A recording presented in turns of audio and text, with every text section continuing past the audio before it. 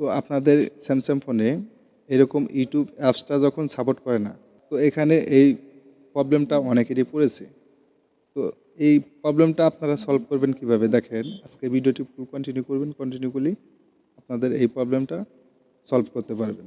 এবং আমাদের চ্যানেলে নতুন দর্শক হয়ে থাকলে অবশ্যই চ্যানেলটি সাবস্ক্রাইব করে রাখবেন এবং ভিডিওটি শেয়ার করবেন অপরকে দেখার জন্য, যাতে এই ভিডিও দেখে আরেকজন এই প্রবলেমটা সলভ করতে পারে।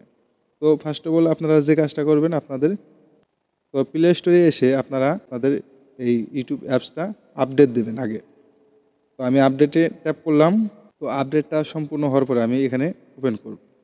ওপেন করার পরে আগে যে প্রবলেমটা ছিল এখন আর সেই প্রবলেমটা থাকবে না।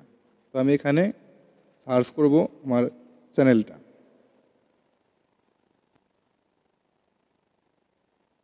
তো দেখতে পাচ্ছেন এখন আমার ইউটিউবটা কাজ করছে।